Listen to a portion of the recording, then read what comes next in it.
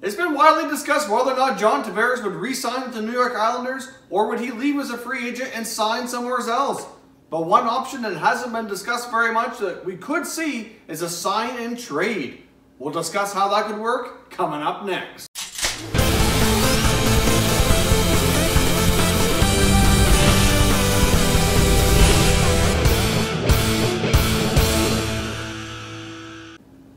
Welcome back to another video here at Top Shelf Hockey. If you're new to the channel, thanks for stopping by. We review and discuss all 31 NHL teams. So if you're a huge hockey fan, consider subscribing and clicking the bell so you don't miss anything.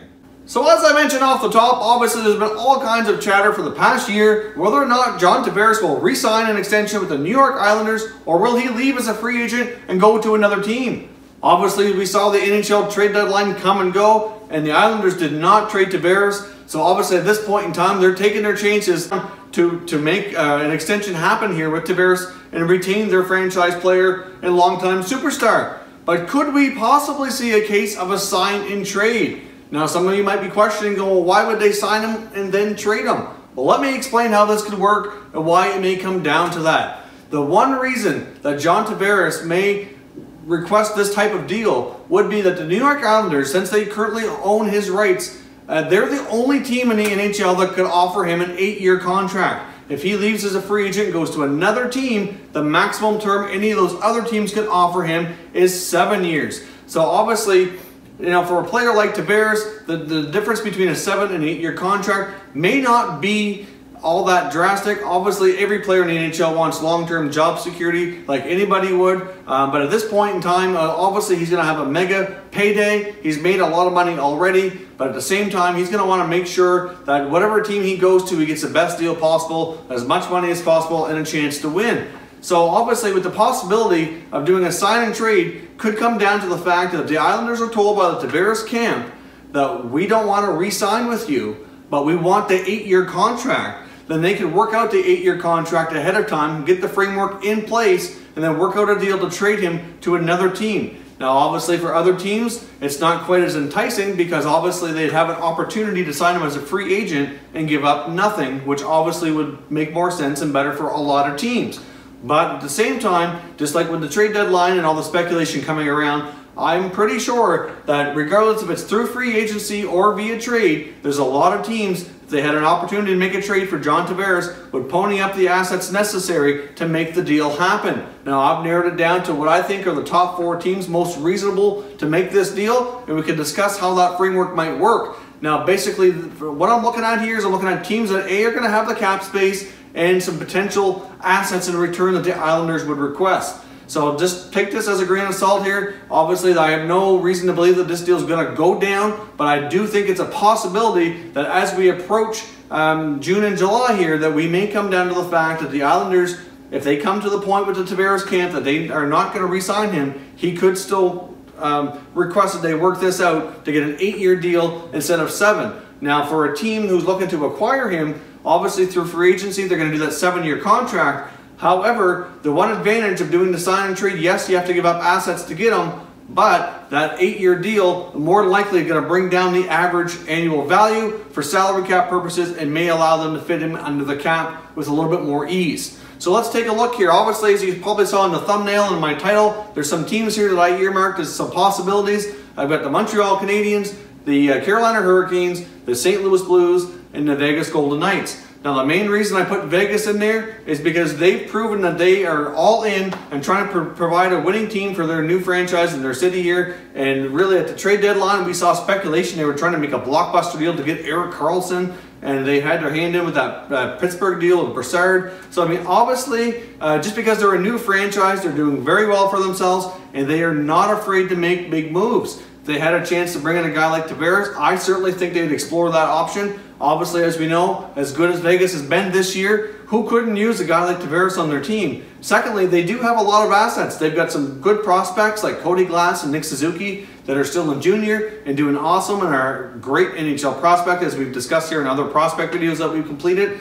And they have a boatload of draft choices over the next couple of years. They picked up a lot of extra picks. So depending on what the Islanders are going to want back, they could certainly have some good young players and some draft picks and some decent looking guys on their team that are having breakout seasons that, you know, let's say they get a roster player plus a top-notch prospect and a couple of picks, that might get a deal done. You just never know. So I wouldn't count Vegas out here with anything. Now, another team is the St. Louis Blues. Like, they're definitely going to have some cap space. Obviously, they traded Paul Stastny at the deadline. That's $7 million off the books. They are definitely going to be doing something in the offseason for sure. I would have said before they're going to be looking more for a scoring winger, but now that Stastny's gone, you never know. They may try to acquire a top center. Now, St. Louis Blues have probably one of the deepest prospect cupboards in the NHL. They have all kinds of guys in there that can play, you know, so they certainly have some assets between future draft choices, young players, maybe throw in a roster guy or something.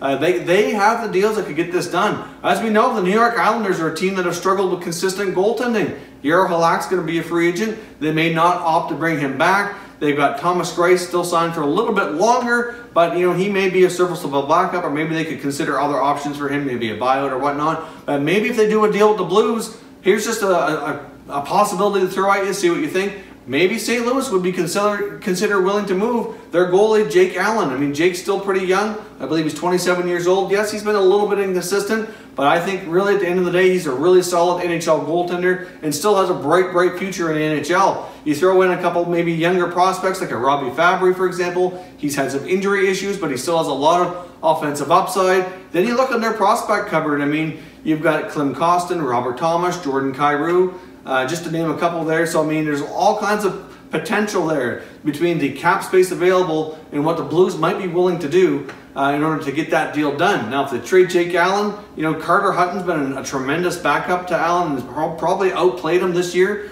for sure. Now, Carter Hutton is a little bit older, but he is also going to be a pending free agent. So maybe they sign Hutton and hold on to him longer, let him have the net for a few years while they work on developing or finding that next #1 goaltender. It's certainly not out of the question. I wouldn't be completely surprised to see the Blues make a move like this. They need to do something to shake things up in St. Louis, and that just might be the deal that they're looking for. Now, of course, like I said, these are all just ideas on my part. Doesn't mean they're going to happen, but leave some comments down below. Let me know what you think of the Blues potential or even Vegas, and then we're going to discuss 2 other teams here as well. So take a look at the Carolina Hurricanes. Well, do the Hurricanes, what do they got going on for them? Well, they got a new owner who's quite ambitious to put a winning product on the ice. There's certainly been talked about quite a lot. The Hurricanes, they just recently moved Ron Francis out of the general manager role. Obviously, they're in the process of finding that new guy right now. He's going to report directly to the owner, and that new owner of Tom Dundon, he seems aggressive. He's willing to spend money, and I think he understands and realizes he needs to bring some star power into Carolina to get the fans excited and to get that team over the hump to kind of have a better shot at being a playoff contender year after year moving forward here. So, I mean, not to say that John Tavares would be pumped about going to Carolina. I don't know that. But I certainly think they have the right framework in place to maybe make that deal go down. They have a plethora of young defensemen that they could potentially include here. We've got Noah Hanifin, there's Jake Bean, you've got Jacob Slavin. They've got a lot of young defensemen. If they were willing to part with one of those guys and plus throw in a couple of draft picks, maybe a forward as well, you know, can you imagine like a guy like Sebastian Aho playing with John Tavares? That'd be a great combination. Maybe they move Jeff Skinner. Maybe they hang on to Jeff Skinner. I'm not sure there. But either way, you take a forward off the roster and you throw in one of their young defensemen and a couple of draft picks, maybe that gets the deal done. I certainly think they have the possibility of going after this. Doesn't mean it's going to happen. But again, if you're a Hurricanes fan, leave me some comments down below. Let me know what you think of that deal. It's certainly a possibility, and even though it might be a bit of a pipe dream, I think that I can see the Hurricanes being aggressive and trying to make something like that happen. Doesn't mean it'd work out, but they definitely would be trying. Now, last but not least here, the Montreal Canadiens. It's been speculated for a long time that the Habs are going to be super duper interested in Tavares should he reach the market on July the 1st. And really, I don't blame them at all. They desperately need a top center, and he's one of the best in the NHL. So, of course, they'd be interested. The other connection there is that Marc Bergevin, general manager of the Habs, apparently has a very, very good relationship with Tavares' agent, Pat Brisson. So maybe there's a connection there that allows him a little bit of an inside track to work out a deal. Who knows? But they certainly have some pieces, too, that might interest the Islanders. Now, I think if the Canadiens were to pull off this type of deal, it would have to be some big draft picks included, because I don't think they're going to have a lot of current stuff and players in place that they would be interested in, or that the Habs would be also willing to part with. I can see the Islanders looking at Victor Mete. I think the Habs would be crazy to include him. He's the only decent young puck-moving defenseman right now. Yes, they have Noah Juleson, but I think Mente's definitely a fair bit ahead of him in terms of development and skill level. So I think they'd be crazy to move Victor Mete, but I can certainly see the Islanders being interested there. But maybe, just maybe, the one part that makes this easier is maybe they include Max Pacioretty. It's been long rumored that the captain of the Habs is going to be on the move and needs and wants to be on the move, that he is looking for a fresh start, and that the Habs feel the need that they need to make a big change, and part of that includes him going out. Now, obviously, he grew up, I believe he's from Connecticut, which isn't too far from New York, so it's kind of a little closer to home. Maybe he'd be open to that idea as well. Obviously, he doesn't have full trade protection on his contract, so that's not something he's going to have all the say over. But maybe they work out a possible extension for Pacioretty as well. Obviously, he still has a year left in his contract. I can't see the Islanders wanting to do that kind of deal without having some security that he re-signs, so they'd have to figure that part out. But maybe you include Max Pacioretty and some draft picks. I don't think that they really have a lot of younger prospects that they'd be interested in. And it's certainly not going to be a Pacioretty for Tavares 1-for-1. I think John Tavares is at a higher level than Pacioretty. Plus he's younger and all that, so you certainly have to be more than Pacioretty. But it's Pacioretty. Maybe it's a first-round pick next year. Maybe it's a couple of draft picks. Who knows? But I certainly think the Habs could be enticed to make that move. So if Tavares decides he really wants an 8-year contract, but he doesn't want it with the Islanders, he could kind of force their hand. And really, if the Islanders are going to lose John Tavares, would they not be more happy to do a sign and trade than just to lose him and sign somewhere else? I certainly would think so. Obviously, they're not going to want to lose Tavares for nothing, and that would just be a major blow to the franchise. And at least this way, they could get some assets back. Plus, they've got 2 first-round picks here in this year's 2018 first round. They're both likely going to be fairly high up there. I mean, obviously, right now, the Islanders aren't looking like they're going to make the playoffs. So we're looking at probably a number 12, 13 pick, something like that. Plus, they have Calgary's first-round pick that they got in the Travis Hamonic deal. So they have 2, and Calgary right now is looking like they may not make it either. So they may have 2 first-round picks in the top 15, 14 picks here going into the draft. So with what they can get there, plus if they do a trade like this with Tavares, yes, losing Tavares would be a big blow, but maybe they could recoup enough that it wouldn't be so bad. I mean, they do have Matthew Barzal, who's emerging as a top center in this league, who's on an entry-level contract, making significantly less money. Maybe they decide to ride with him as their top line center, bring in whatever assets they can between the Tavares trade and the draft.